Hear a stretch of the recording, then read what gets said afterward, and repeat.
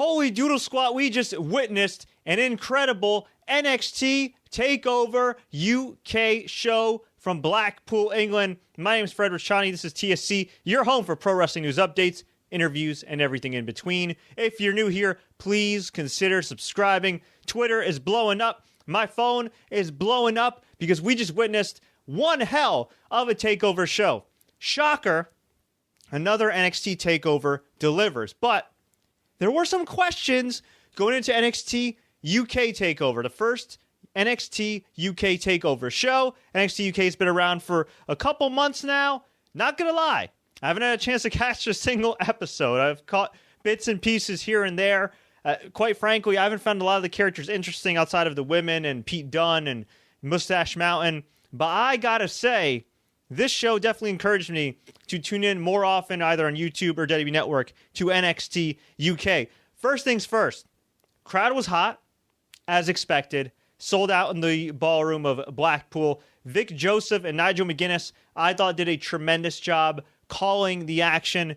Vic Joseph, really good. Really, really good. He doesn't get enough love. You always hear about Corey Graves being really good, or Tom Phillips or Morrow, but I thought Vic Joseph did a nice job. Nigel McGuinness, he's awesome. What the hell can I say? Now, there were a couple moments that I did miss just going back and forth because this, of course, aired on the East Coast, I think around like 2 p.m. Eastern time, so I had some stuff to do, but luckily I was able to catch the key matches, and man, oh man, oh man, did this show absolutely, positively, freakingly deliver.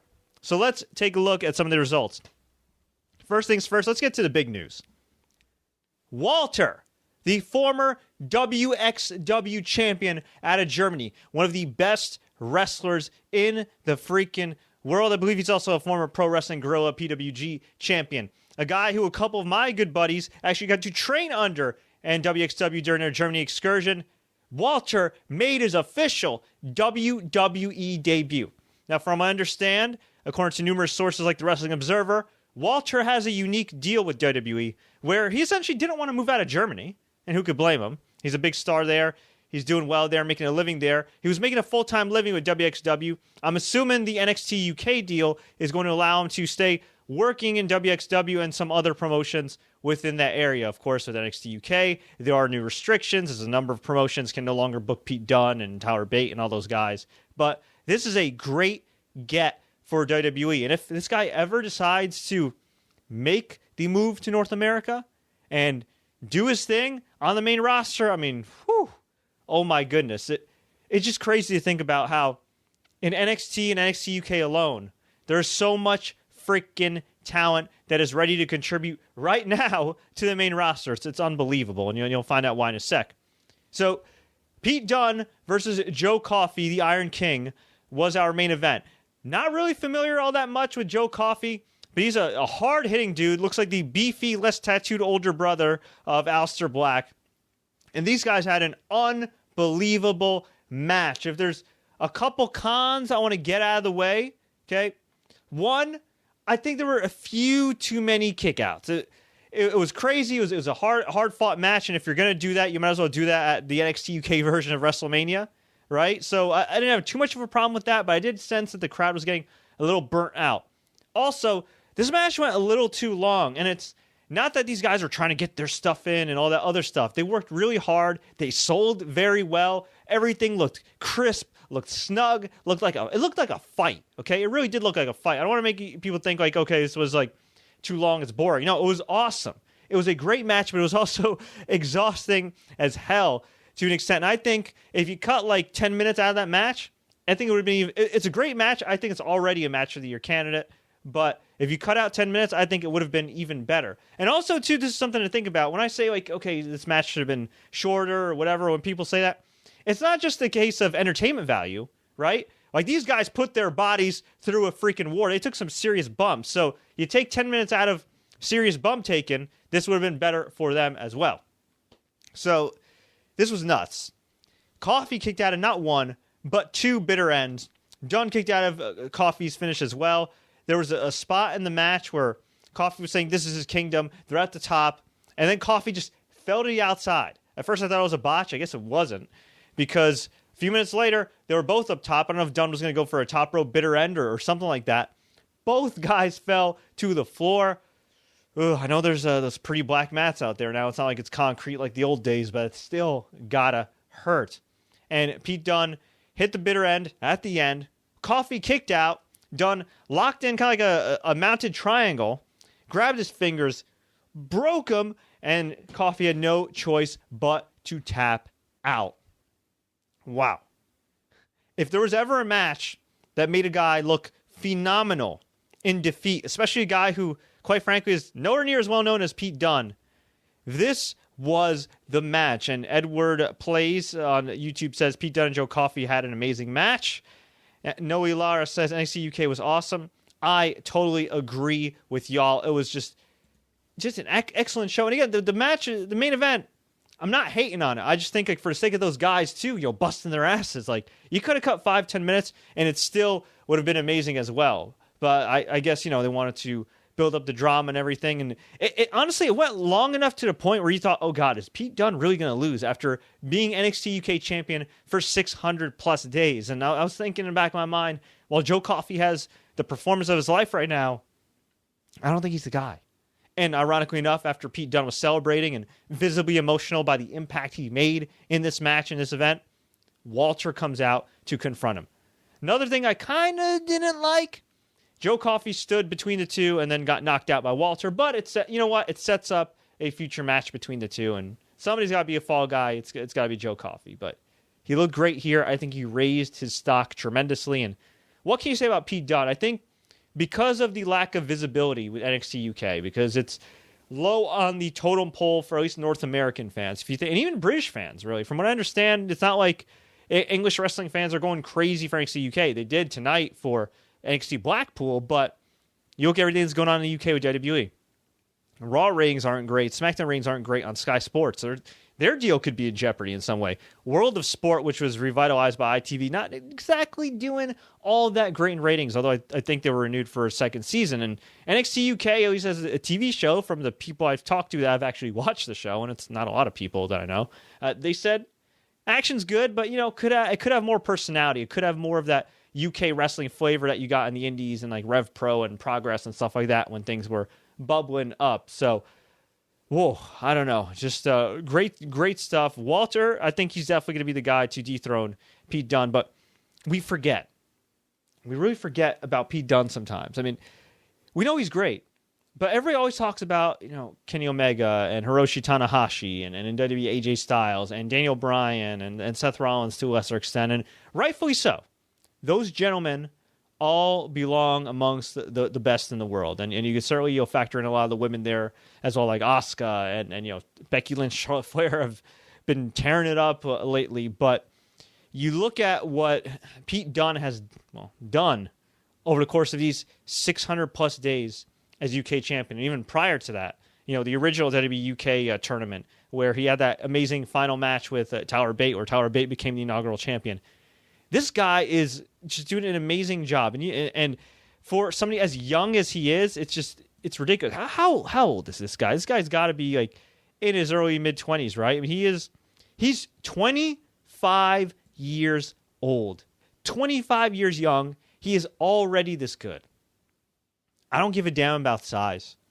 I don't care if he's not the prettiest guy in the world. I don't care if he looks a little small in that singlet. I don't care if he's supposed to be a cruiserweight. I don't care if WWE has a 205 Live division that they're enforcing and blah, blah, blah. This guy, at some point in time, needs to make the main roster, and he needs to be pushed like a killer. And it may happen to be, or have to be, when Vince McMahon is long gone or out of the picture in some capacity.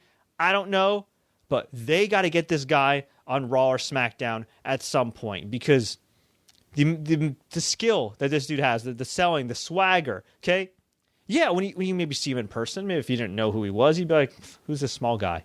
But when you watch him on TV, when you see how the crowd reacts, you see his connection. He was the real star of this show. I'd say him and Toni Storm, I mean, they reacted to everybody, but I think Toni Storm, Rhea Ripley, especially Pete Dunne, were the stars of the show, in addition to one surprise, which I'll talk about And yeah, at some point, he's got to get on the main roster. And at some point, he's really got to get on the mix. I got a lot of love for my Middle Eastern brother, Mustafa Ali. Got a lot of love for him, and he's great too. And I think he could be very marketable. But Pete Dunne, man, 25 years old, already that damn good.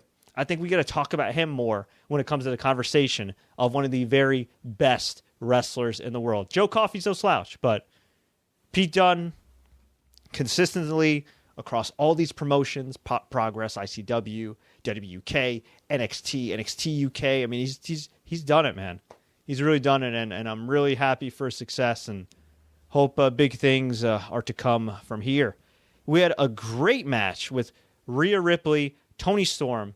You want to talk about youth, right? I mean, Rhea Ripley is only 22 years old, and she's already this damn good. Now, she was working with somebody who's above her skill level and experience level, and Toni Storm, who, oh, by the way, is only 23 years old. Crazy, right? And those two had an awesome match. Great back-and-forth action. Toni Storm got the clean pin, got the win, won the NXT Women's Championship. Crowd loved this match. I loved this match. I was really happy for Toni Storm. I assumed this was the plan from the get-go for her to eventually beat Rhea Ripley. But, you know, with everything that's been going on outside of the ring, with her being hacked and everything and having her delete her social media and all that stuff, it was really nice to not just hear get the win, okay? Because at the end of the day, these title wins are predetermined, right? Somebody in the back tells you, hey, you're going to win and everything. But at the end of the day, it's about the execution. It's about the crowd reaction and everything. And the execution was flawless. It was a great match. But the crowd as well showed her tremendous respect. And when she went in the crowd and she was holding that title, and she was like in a pile, and normally, like, you know, beautiful young woman, top women's wrestler, in a pile of dudes, you'd be like, uh-oh. But these guys were all respectful, chanting, Toni, and she just came off like such a superstar. It was awesome. I'm not going to say it was like Jose Aldo when he dove into Brazil, you know, the Brazilian crowd, and they lifted him up, and he had the Brazilian flag, or you know, Conor McGregor in Ireland. But this was pretty damn good and an awesome scene, an awesome show of respect. So congratulations, Toni Storm. Sky's the limit for Rhea Ripley. Just damn good performance all around by both women. This is consistent from the get-go with this show. I missed this match. I saw some highlights on Twitter. Dave Mastiff defeated Eddie Dennis in a no DQ match. This looked pretty hard-hitting and brutal. I would not want to be around Dave Mastiff in a dark alley, unless, of course, he was a good friend of mine, and I just, wanted to pick a fight with somebody, only to hide behind my big brute. Finn Balor made a surprise appearance, defeating his former protege, Jordan Devlin. This is a bit of a dream match. Travis Banks got his ass kicked by the evil Devlin. You'll recall at one point Devlin was a good guy, but NXT UK in the early days needed a heel. Devlin turned heel, did his thing. He's really improved, but there are times where I look at him, I'm like, man, this guy's Finn Balor 2.0. Not bad. There's worse wrestlers he could be, right? You could be Baron Corbin 2.0, and that would suck. At least he's Finn Balor 2.0. He's got his looks, too, so I'm sure a lot of people like that. And these guys had a really hot match, really good stuff. Finn Balor got the clean win with the coup de grace. This was an awesome surprise. I remember a couple years back, I think they had like Neville versus Aleister Black, and that was a really fun surprise. But this pop, Finn Balor, man, has there been a more underappreciated, consistent main roster wrestler than Finn Balor? Really, this guy has brought it. For all the talk about, he's injury prone, all this stuff like that, he's been one of WWE's Iron Men over the course of the last year.